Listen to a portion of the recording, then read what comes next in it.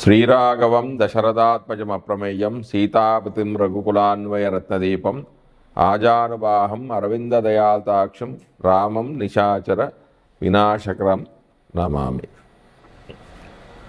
మన ఇప్పుడు ఈ వీడియోలో ద్వాదశ లగ్నాల వారికి రవి దశ యొక్క ఫలితాలు, అంటే రవి ఏ స్థానాల్లో యోగిస్తాడు, ఏ స్థానాల్లో యోగించడు అన్నది మనం ఈ వీడియోలో తెలుసుకుందాం. ముందుగా అసలు రవి అంటే ఏంటి, రవి యొక్క కారకత్వాలు ఏంటి అన్నది మనం ఇప్పుడు తెలుసుకుందాం. రవి కారకత్వాలు: చేతశుద్ధి రమాభి మాన జనకాత్మజారోగ్యతా శక్తిధి కార్యోజాంశి కటు ప్రభావదహనో ఉష్ణో క్షిక్షు మర్తప్య రాజ్యం రక్త పటుచతుష్పాదుతృణే ముక్తాకాపోవృద్ధత వ్యోమేక్ష శుచిరక్త కంటకతరు జ్ఞానోదయే భారవే. ఇది భావమంజరి 42వ శ్లోకంలో చెప్పబడింది.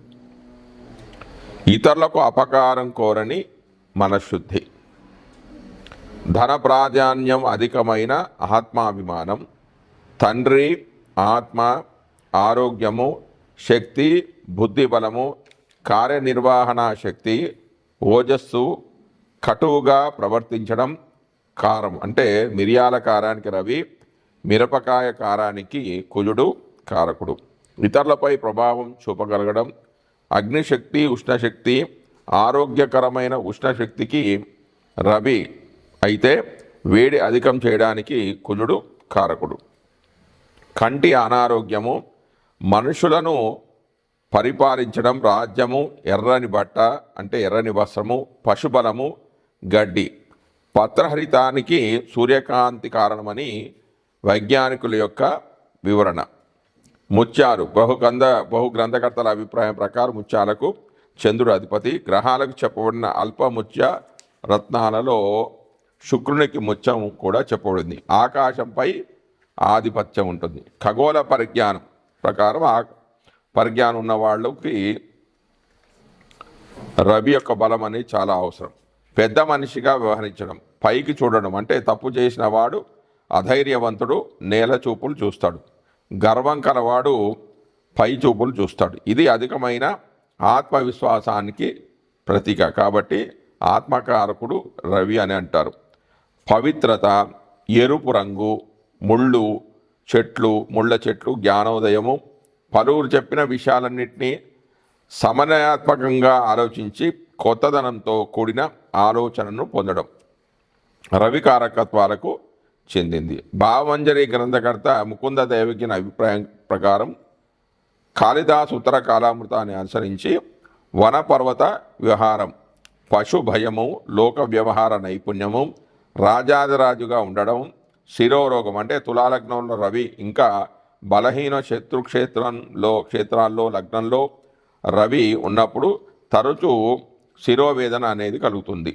సౌరాష్ట్ర దేశాధిపత్యము, మధ్యాహ్న కాలంలో జన్మించిన వారికంటే దశమంలో బలం కలిగి ఉండడం, నదీ తీర నివాసము, దీర్ఘ కోపం అంటే రవి కోపం అనేది పైకి కనిపించదు, కుజుని యొక్క కోపం అనేది దాచుకోలేడు, అయినా పొగిడితే క్షమించడం మొదలైన విశేషాలు ఉంటాయి.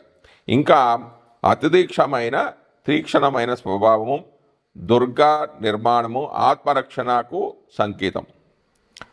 సహజ బలము, శివ ఉపాసన, ధైర్యము, రాజాశ్రయము ప్రభుత్వ ఉద్యోగానికి సంకేతం. అంటే రవి బలంగా ఉన్న వాళ్ళకి ప్రభుత్వ ఉద్యోగం వచ్చే అవకాశాలు ఉన్నాయి. దుష్టత్వం అంటే నాయకత్వ లక్షణాలు ఉన్నప్పుడు కొన్ని దుష్ట చర్యలు కూడా తప్పవు కదా మరి. భూమి, రుచి జ్ఞానము, పిరికి అంటే ధైర్యకారకత్వం, పిరికిదనానికి కారకత్వం రెండూ కూడా పరస్పర విరుద్ధంగా కనిపిస్తుంది. కానీ సింహానికి రవి అధిపతి సింహలగ్న జాతకులలో పైకి చాలా గంభీరంగా ధైర్యంగా కనిపిస్తూ లోపల పిరికిదనం కలిగి ఉండడాన్ని గమనించవచ్చు. ఈ ఘర్షణాత్మక స్వభావం వల్ల భయాలను లోపల దాచుకోవడం వల్ల వారిలో త్వరగా హృదయ రోగం అంటే హార్ట్ ప్రాబ్లం రావడానికి మనము గమనించవచ్చు. మానవలోకం అంటే వ్యయంలో రవి ఉన్నప్పుడు మళ్ళీ మానవులుగానే జన్మించే అవకాశాలు అనేవి ఎక్కువగా ఉంటాయి. మరో విశేషం ఏంటంటే రవి బలంగా ఉన్నవారు మానవలోక సంబంధ విషయాలపై అధిక శ్రద్ధ చూపిస్తూ మానవత్వం కలిగి ఉంటారు. చతురంగా ఉండే పదార్థాలకు అధిపతి. ఎముకలు, ప్రలాపం అంటే గర్వంగా మాట్లాడడం. ఉదరం రాశికారకత్వంలో ఉదరస్థానీయం సింహం అని ఒక పక్షం, దానికి అధిపతి రవి. ఉత్సాహము, ఆయనము, ప్రశ్నలో నవాంశ లగ్నాధిపతి రవి అయినప్పుడు ప్రశ్న ఫల కాలపరిమితి 6 మాసాలు. ప్రయాణము, పిత్తము, ఎండలో ఉంటే త్వరగా పైత్యం అనేది చేస్తుంది. తాపము, కర్రలు, సకల దేశాధీశ్వరత్వము, ఆభరణాలు అంటే ఇవి రవికి సంకేతాలు. హస్వము అంటే సింహలగ్నం వారు కొంచెం పొట్టిగా ఉంటారు. రాగి అంటే ఆరోగ్యం భాస్కరాదిచ్చేది అని సాంప్రదాయం. ఉదయాన్నే రాగి చెంబులో నీళ్లు తాగడం ఆరోగ్యదాయకం. రాళ్ళు, రాజులు సామ్రాజ్యంలో రాళ్లతో కోటలు నిర్మించేవారు. రవి గ్రహరాజు. పగడం, గ్రహాలకు అల్పమూల్య రత్నాలలో రవికి పగడం అనేది చెప్పబడింది. రవికి సంబంధించిన రత్నం కెంపు, తూర్పు దిక్కుకు అధిపతి. రవి బలంగా ఉన్నప్పుడు జన్మ ప్రదేశానికి తూర్పున నివసిస్తే వీళ్ళు బాగా రాణిస్తారు. శత్రువులను స్వాధీనం చేసుకోవడం, సత్వగుణము, యోగ్యత కలిగి ఉండడం, రక్తచందనం అంటే రవికి పూజలో రక్తచందనం ఉపయోగిస్తారు. రవి దోష పరిహారానికి దానం చేస్తారు. ఇవి రవి యొక్క కారకత్వాలు. తర్వాత సర్వదశ మహా సామాన్య విశేషాలు అంటే అన్ని దశలు సామాన్యంగా ఏ విధంగా ఉంటాయి. దశానాథుడి క్షేత్రాన్ని బట్టి ఫలితాలు. దశానాథుడు ఉచ్చను పొందితే ఆ గ్రహ దశలో గొప్ప అధికారము, కీర్తి, ధనము, అధిక విద్య, సుఖం అనేవి కలుగుతాయి. స్వక్షేత్రంలో ఉంటే ఆ గ్రహ దశలో దైవచింతన, పుణ్యకార్యాచరణ, ఆరోగ్యము, కొంత ధనము అనేవి కలుగుతాయి. అధిక మిత్ర క్షేత్రంలో ఉంటే ఆ గ్రహ దశలో అధికారుల యొక్క ఆదరము, అధికార సుఖం అనేది కలుగుతుంది. మిత్రక్షేత్రంలో ఉంటే ఆ గ్రహ దశలో అభివృద్ధి, అధికారము, పూజ్యత అనేవి కలుగుతాయి. సమక్షేత్రంలో ఉంటే విద్య, ధనము, ఆధ్యాత్మిక చింతన అనేవి కలుగుతాయి. శత్రుక్షేత్రంలో ఉంటే ఆ గ్రహదశలో దుఃఖము కలుగుతుంది. దశానాథుడు నక్షత్ర సంధిలో ఉంటే అతని దశలో దుఃఖాలు, వ్యాధులు కలుగుతాయి. ఛాయాగ్రహాలు శుభగ్రహ స్థానాల్లో, కేంద్ర కోణాల్లో ఉంటే శుభ ఫలితాలని ఇస్తాయి. దశానాథుడు చంద్రుడి నుంచి సంపత్తు, క్షేమ, సాధన, మిత్రతారల్లో ఉంటే ఆ గ్రహం శుభ ఫలితాన్ని ఇస్తుంది. చంద్రస్థితి రాశి మిత్ర, ఉచ్చ, ఉపచయ, కోణ సప్తమాలైతే ఆ గ్రహము శుభఫలాన్ని ఇస్తుంది. విపత్తార, ప్రత్యక్తార, నైదన తారలో ఉన్న గ్రహదశలు తమ దశలో పాఫలితాన్ని కలిగేస్తాయి. తర్వాత రవి మహాదశ ఫలితాలు. రవి తన దశలో ఇచ్చే సామాన్యమైన ఫలితాలు ఏ విధంగా ఉంటాయి అంటే రవి మహాదశ ఫలితాలు. రవి లగ్నాన్ని నుండి కేంద్ర కోణాల్లో కానీ స్వక్షేత్ర ఉచ్చమిత్ర క్షేత్రాల్లో కానీ ఉంటే, అంటే తాను ఉన్న లగ్నం నుంచి కేంద్ర కోణాలంటే 1, 4, 7, 10, 5, 9 స్థానాల్లో కానీ స్వక్షేత్రంలో కానీ అంటే రవికి స్వక్షేత్రం సింహరాశి, ఉచ్చక్షేత్రము మేషరాశి. మిత్రక్షేత్రాలు అంటే రవికి మిత్రక్షేత్రాలు వృశ్చికము, ధనస్సు, మీనము. సమక్షేత్రాలు మిథునము, కన్య. ఇందులో ఉండి శుభగ్రహ వీక్షణ కలిగి ఉంటే వారికి ప్రభుత్వ ఉద్యోగము, పరిపాలన, ప్రభుత్వం ద్వారా సన్మానము, ధనధాన్య వృద్ధి, పితృసౌఖ్యము. అంటే రవి పితృకారకుడు కాబట్టి వారికి పితృసౌఖ్యం కలుగుతుంది. తండ్రి ద్వారా ధన వస్తు ప్రాప్తి కలుగుతుంది. అంటే తండ్రి ద్వారా ఆస్తి అనేది వారికి బాగా కలిసి వస్తుంది. ఆరోగ్యం ఉంటుంది. అంటే ఆరోగ్యం భాస్కరాదిత్య అని అన్నారు కదా, అంటే ఆరోగ్యానికి కారకుడు రవి కాబట్టి ఆరోగ్యం చాలా బాగుంటుంది. నేత్ర సుఖం ఉంటుంది. అంటే నేత్రాలకు కూడా కారకుడు రవి కాబట్టి, అంటే కుడి కన్నుకు రవి, ఎడమ కన్నుకు చంద్రుడు కారకుడు కాబట్టి నేత్రాలు కూడా చాలా అందంగా ఉంటాయి. విశేషమైన ఖ్యాతి కలుగుతుంది. అంటే పేరు ప్రఖ్యాతులు కలిగి ఉంటారు. ఒకవేళ రవి శత్రుక్షేత్రాల్లో ఉంటే, అంటే రవికి శత్రుక్షేత్రం ఏంటి, తులలో కానీ మకరంలో కానీ కుంభంలో కానీ ఉన్న షష్టాష్టమయాలంటే కానీ 6లో కానీ 8లో కానీ 12లో కానీ ఉన్న నీచక్షేత్రం అంటే నీచక్షేత్రం మనం ఇంతకుముందే చెప్పుకున్నాం. నీచక్షేత్రం అంటే తులలో ఉన్న పాపగ్రహ దృష్టి కానీ సంబంధం పొందితే అంటే రవిగే ఒక పాపగ్రహం, ఆ రవికి ఇంకా పాపగ్రహాలైన కుజుడు కానీ శని కానీ రాహు కానీ ఈ గ్రహాలతో సంబంధం ఉన్న అంటే ఆ గ్రహాలతో కలిసి ఉన్న ఆ గ్రహాల యొక్క దృష్టి ఉన్నా కూడా వారికి రవి దశలో జ్వరం కానీ శరీర పీడ కానీ కంటికి అనారోగ్య రావడం కానీ అగ్ని వల్ల అంటే ఉష్ణానికి కారకుడు రవి కాబట్టి అగ్ని వల్ల జంతువుల వల్ల ఆపద. ఇప్పుడు జంతువులు అంటే ఇప్పుడు ఈ కాలంలో వాహనాలు అనమాట. వాహనాల ద్వారా ప్రమాదాలు కానీ శత్రువృద్ధి కానీ ఉద్యోగ భంగం కానీ తండ్రి విషయంలో విచారం కానీ చిక్కులు కానీ భోజన సౌఖ్యం లేకపోవడం కానీ అంటే సరైన సమయానికి భోజనం లేకపోవడం కానీ ఎక్కువగా డబ్బులు ఖర్చు కావడం కానీ శత్రువుల వల్ల ధన నష్టం కానీ జరిగే అవకాశం అనేది ఉంది. ఇప్పుడు మనం రవి వివిధ రాశుల్లో రవి ఉండగా రవి దశలో కలిగే ఫలితాలు ఏ విధంగా ఉంటాయనేది మనం ఇప్పుడు తెలుసుకుందాం. వివిధ రాశులలో రవి ఉండగా రవి దశలో కలిగే సామాన్యమైన ఫలితాలు. మేషంలో రవి ఉంటే అది మేషానికి రవి ఉచ్చస్థానం కాబట్టి అధికారులచే గౌరవించబడతారు. కీర్తి పుణ్యకార్య చరణం అనేది కలుగుతుంది. వృషభం అనేది శత్రుక్షేత్రం కాబట్టి దుఃఖము దేహబాధ ధన వాహన భార్యాపుత్ర సంబంధమైన అశుభ ఫలితాలు అనేవి కలుగుతాయి.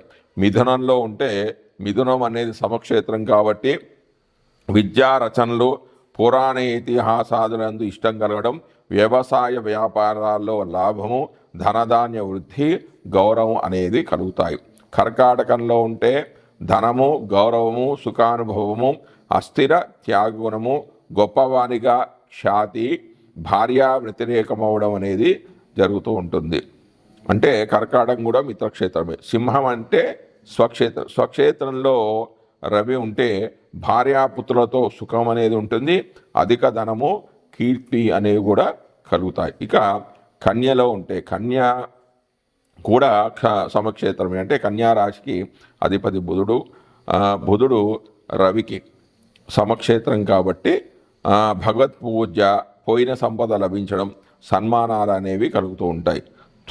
తుల అనేది రవికి నీచ రాశి కాబట్టి తను ఉన్న స్థలాన్ని వదిలి వేరే దగ్గరికి వెళ్తారు. అంటే కొందరికి విదేశీయానం కూడా చేస్తారు. విదేశీయానము చోరాగ్ని బాధలు భార్యకు సంతతికి బాధలు కలగడం జరుగుతాయి.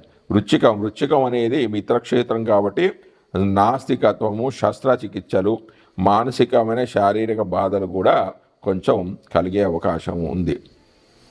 ధనస్సులో ఉంటే శాస్త్ర పాఠవం విద్వాంసులతో కలియక కీర్తి భార్యాపుత్రులతో సుఖజీవనము అధిక సంపదలు కలుగుతాయి. ఇక మకరంలో ఉంటే గొప్ప సౌఖ్యము అధిక దుఃఖము పక్షవాదాది అనారోగ్య సమస్యలు ఉంటాయి. అంటే మకర కుంభాలు రవికి శత్రుక్షేత్రాలు కాబట్టి సుఖాన్ని పొందినా కూడా కొంచెమే ఉంటుంది. అధిక దుఃఖము అనారోగ్య సమస్యలు కూడా ఉంటాయి. కుంభంలో ఉంటే అసలు సుఖమే లేకపోవచ్చు. మానసికమైన దుఃఖం కలుగుతుంది. భార్య ధనము సంతతి వారికి మొదలైన వారికి అశుభ ఫలితాలు కలిగే అవకాశం ఉంది. ఇక మీనం అనేది మిత్రక్షేత్రం కాబట్టి వివిధ రకాలైన సుఖాలు కలుగుతాయి. ఎక్కువ ధనము దైవారాధన అనేది వీళ్ళు ఎక్కువగా చేస్తారు.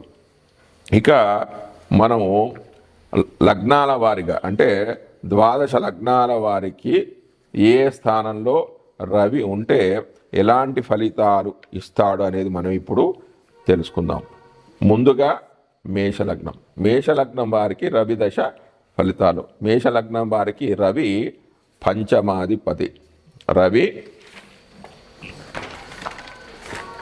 1, 4, 5, 9 ఈ స్థానాల్లో ఉంటే బాగా యోగిస్తాడు. అంటే మేషలగ్నం వారికి రవి జన్మంలో కానీ చతుర్థమైన కర్కాటకంలో కానీ పంచమైన సింహంలో కానీ నవమైన ధనుసు రాశిలో ఉంటే రవి బాగా యోగిస్తాడు. ఈ లగ్నానికి రవి పంచమాధిపతి అని చెప్పాడు. కాబట్టి అసలు పంచమాధిపతి అంటే ఏంటి, అసలు పంచమంలో ఏమేమి ఉన్నాయి అనేది మనం ఇప్పుడు తెలుసుకుందాం. సంతానం పితృపుణ్యరాజసచివ సౌశల్య శిల్పామనో విద్యాగర్భ వివేక ఛాత్ర సుఖద మాంగళ్య పత్రాంబరే నానాకామ్య మహాప్రయోగ పితృవిత్తే ధురాచింతాక్రమ తత్కాంత మూలక లబ్ధ భాగ్య విభవో వారాంగన లింగనం గాంభీర్యం ఘనతారహస్య వినియో వృత్తాంత సంలేఖనం క్షేమ స్నేహ ప్రబంధ కావ్యరచన కార్యాప్రవేశయోధర మంత్రోపాసన సుప్రసన్న విభవాచన్న ప్రధానాంతత పుణ్య సత్ప్రిచార మంత్రజపక ప్రాజ్ఞా సమాలోచనే విత్తోపాయ మృదంగవాద్య సుమహత్ సంతోష పాండిత్యక పారంపార్య సమాగతంతో సచివ స్థానం భవేదు పంచమం అంటాడు. అంతే ఇందులో ఏముంది? పంచమంలో సంతానం, తండ్రి చేసిన పుణ్యము, మంచి స్వభావము, శిల్పము, మనస్సు, విద్య,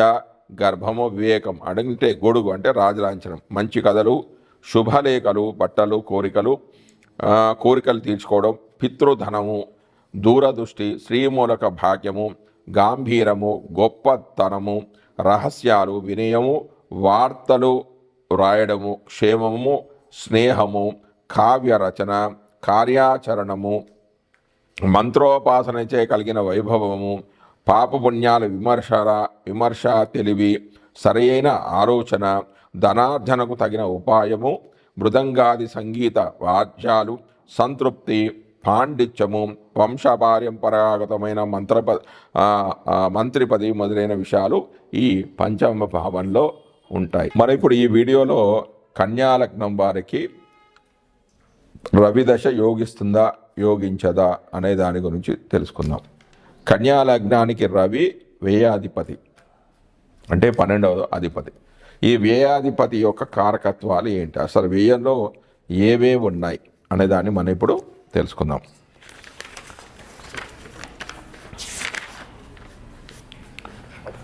పన్నెండవ స్థానంలో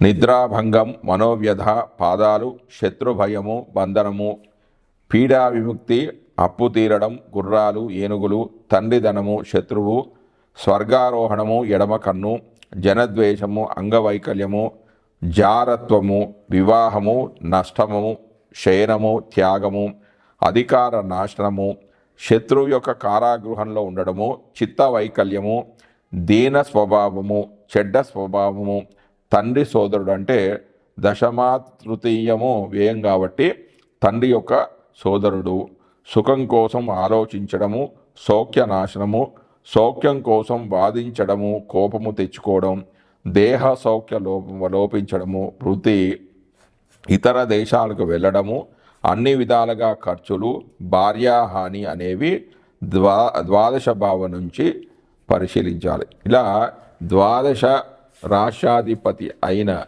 రవి కన్యాలగ్నం వారికి ఎక్కడెక్కడ ఏ స్థానాల్లో ఉంటే యోగిస్తాడని తెలుసుకుందాం. కన్యాలగ్నం వారికి రవి 2, 3, 6, 8, 10, 11, 12 ఈ స్థానాల్లో ఉంటే మంచి యోగాన్ని ఇస్తాడంటే ఆ దశ వీరికి యోగిస్తుంది. ఇక వివరాల్లోకి వెళితే లగ్నం కన్యాయి, లగ్నమందు రవి ఉన్న ఎడల ఈ రవిదశ అనేది స్వల్పంగా యోగిస్తుంది. విశేషంగా ఖర్చు చేయు జాతకుడు అవుతాడు. యోగిస్తుందంటే ఖర్చు పరంగా బాగా డబ్బులు ఖర్చు చేస్తాడు. ద్వితీయంలో రవి ఉంటే అన్యాయంగా ధనాన్ని సంపాదించడము, ఆ ధనమంతా కూడా దుర్వ్యయం చేయడము అంటే లాటరీలకి, పందాలకి ఖర్చు చేయడము, ఏదో విధంగా ఖర్చు చేయడము లాంటివి జరిగే అవకాశం ఉంది. తృతీయంలో రవి ఉంటే కొంచెం స్వల్పంగా యోగిస్తుందంటే జన సహకారం కానీ కొంచెం లభిస్తుంది. సోదరుల మూలకంగా సోదరుల యొక్క సహకారం అనేది కొంతవరకు లభించే అవకాశం ఉంది. ఇక చతుర్థంలో రవి ఉంటే మాతృ సౌఖ్యం అనేది ఉంటుంది, బాగా పర్వాలేదు.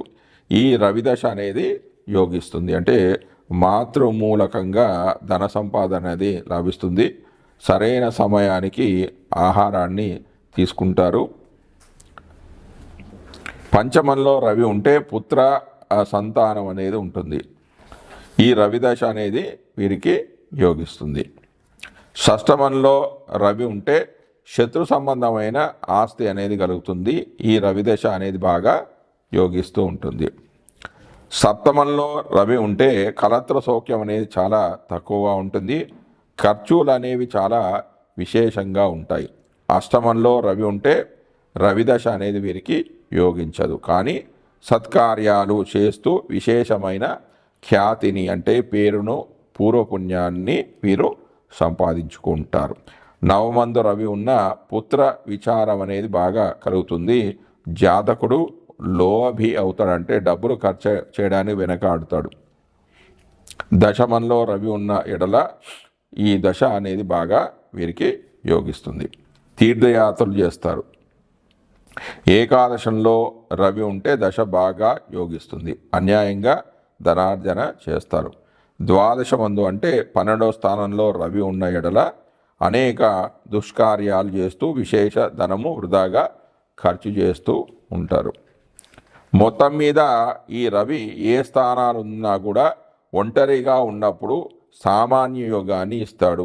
అదిగాక ఏ స్థానమందు ఉండునో ఆ స్థానాధిపతి యొక్క ఫలాన్ని ఏ గ్రహంతో కలిసి ఉండునో ఆ గ్రహం యొక్క ఫలితాలను ఇస్తాడు.